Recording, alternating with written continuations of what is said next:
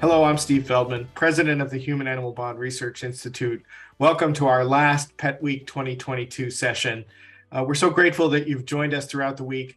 Remember, if you've missed any of these educational sessions, they're all available on demand on petnight.com and on the Habry Facebook page. But before we go back and look at the ones we've shown you already, we're so excited to have with us Michael Johnson, president of Finn Cady. Michael's going to talk to us about what's going on with the pet consumer in today's economy. Really interesting information. This session is being brought to us by the World Pet Association. We are so grateful for their sponsorship of this session and for all the Pet Week sponsors who've made this educational programming possible. Now, Michael, as president of Finn Cady, is consulted regularly by retailers and veterinarians and manufacturers about the dynamics of the pet industry and the consumer economy. And there's a lot going on with that right now. So we're really excited to have him with us. Welcome, Michael. Thank you, Steve. Again, my name is Michael Johnson, and I'd like to take a few minutes to talk about pet consumer behaviors in this economy. Now, the U.S. pet industry is generally a very happy place. Nearly 7 in 10 U.S. households own a pet today, and the size of the U.S. pet industry has been estimated at least $120 billion.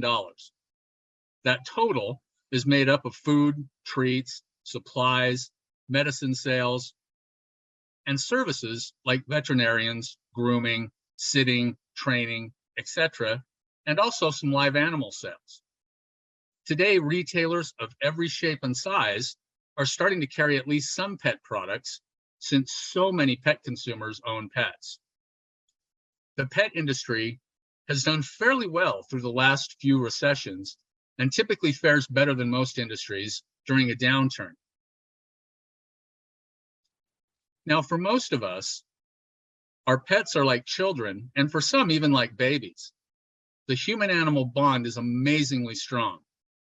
Because of this, most of us will do anything we can to provide our pets with the best care possible. However, like consumers in virtually every industry, price is important.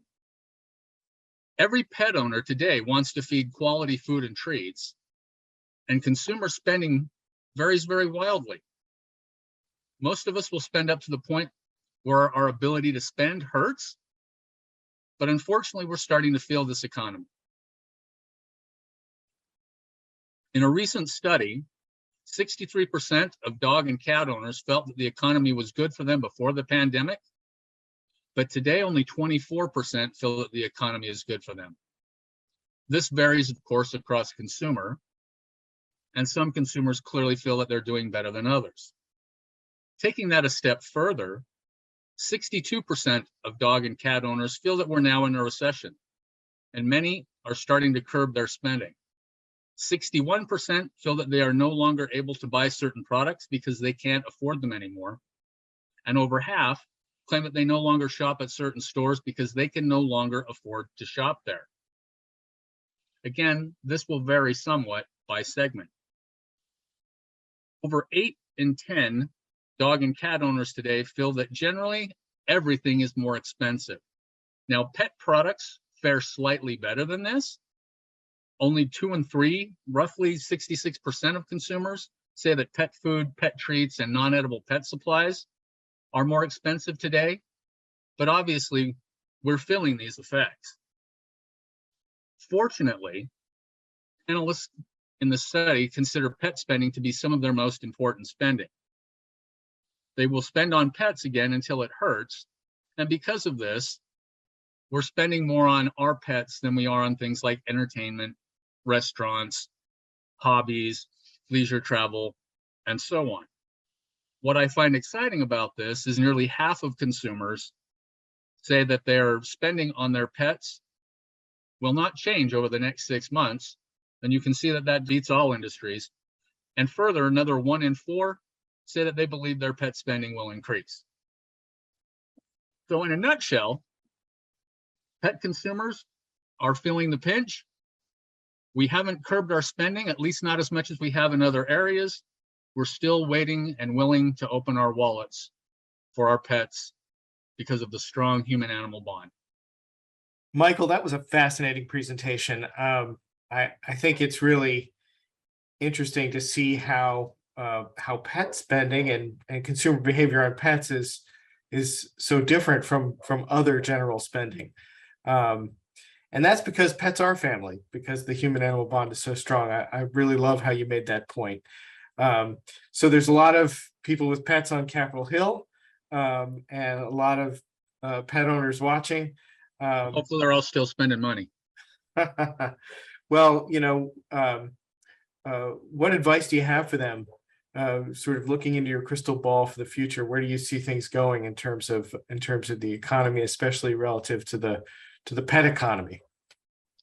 So it's a great question. Again, we saw that roughly 2 in 3 believe we are in a recession. Technically, we are. The rules are. I don't know what the rules are. 2 quarters of downturn technically puts you in a recession. It seems like we're redefining it now. So don't ask me the answer to that on an economic level. From a pet owner perspective, clearly we think things are tough, but we're willing to flex a bit in other areas where we're not willing to flex on our pets. And it kind of makes sense. These are like you said, they're loved ones. They're also not able to take care of themselves, right? Where I could skimp on a meal, or I can scale down on some of the things I'm eating or buying. Your pets don't really have that choice. And so the pet parents out there, the pet moms, call it whatever you want, are really reticent to do any kind of, flex spending when it comes to their pets. To the best of their ability, they want to keep spending what they're spending. They want to keep feeding what they're feeding. Now, yes, it has changed. Some have downscaled. Some are buying fewer treats than they were. Some are buying less toys than they were. They're doing what they can to make it work. But at the end of the day, they will bend in a lot of places before they bend on their pets. So I guess answering your question long term, as long as we love animals, and I don't see that changing, it will always be a more economic resistant type of industry. That's great to hear. And so for the sort of the pet retailer side, what should they be thinking about and doing as they look to the future, as they're adapting to this to economic conditions? So retail is a very broad word, and we're buying pet products everywhere today. Particularly over the last 2 years. I mean, the pandemic changed all the rules. We are certainly buying where we used to, but we flock more online. We're buying more in home goods and DIY stores. We're buying everywhere we can buy. My suggestions to, I'm going to say, the traditional pet retailers, we didn't talk about it in this study, but I'll toss it out here. Over 4 in 10 consumers, dog and cat consumers, don't feel that their retailer cares about them as a consumer right now. They feel like, and I'm saying this very delicately with a lot of love, there should be a little less what they consider, these are their words, not mine, price gouging. They think that retailers across the board, and not just in pet, have really gone all in since we're in a downturn and things are up. I'm going to get mine while I can. That is a fairly common consumer perspective, particularly in pet. They wish that, at least 40% wish, what, show me a little bit of love right now. I'm still trying to shop you. I'm still trying to do whatever I can do. Do something to make it easier for me to do that. And I think more to the point, particularly for those that are still shopping brick and mortar, as opposed to online, I think it's something they're really expecting. I'm making the effort to try to keep you afloat when I can just buy from, I'm not going to name any, but any of these online retailers. Make it easy for me to do it. Well, I know I'm with both a dog and a cat, willing to do whatever it takes to make sure that they're happy and healthy. But you don't want to spend more than you have to, right? You will spend, you need the quality you need, and that won't flex. Mm-hmm. But you don't want to spend more on that quality than is necessary. And unfortunately, our consumers today are expert shoppers, and we all come with a mobile phone. So, well, Michael, this is just a fascinating look at kind of where we are with the pet economy. Do you have any final thoughts to share with us? Uh, I have been in the pet industry a long time. I'm in this industry because it is so fascinating. Pet consumers are some of the most interesting consumers I've ever studied. I love their ability to keep spending on their animals. I don't know where else you see that. You know, we mentioned that it fares better than most. I outside of grocery, I think it fares better than all. And so kudos to people that own pets. I think they're doing important stuff, but I want to circle back to why are they doing important stuff? I think they're doing important stuff because it's good for people that own animals. It's just healthy. It's good for their mental health. You guys have proven that. It's good for their physical health. You've also proven that. And so I like the fact that this is, I'm going to call it, if not symbiotic, at least synergistic relationship between people and their pets. It's phenomenal. It is the best industry I've ever worked in. It's the best industry I've ever studied consumers in. Again, I hope that both the brands and the retailers can continue to do everything they can to not only grow this industry, but help pet parents do everything they can for their pets, regardless of their wherewithal. Michael, thank you so much for your thoughts on the pet economy and the human-animal bond. Really glad you joined us today. Thank you, Steve, and thank you, Habri. Thank you again to this session's sponsor, the World Pet Association, for their generosity in making this session possible.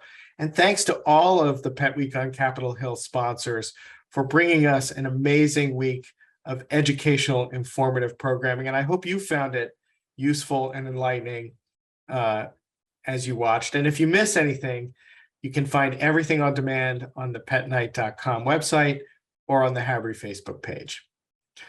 On behalf of the Human Animal Bond Research Institute, I just want you to know that we have so much science and information about the importance of the human-animal bond for our mental, physical, and social health. So if you have any needs for this research or information throughout the year, please come to habri.org or reach out to us. We want to be a resource for all of you watching so that we can keep the human-animal bond strong for everyone. So that's a wrap on Pet Week for this year.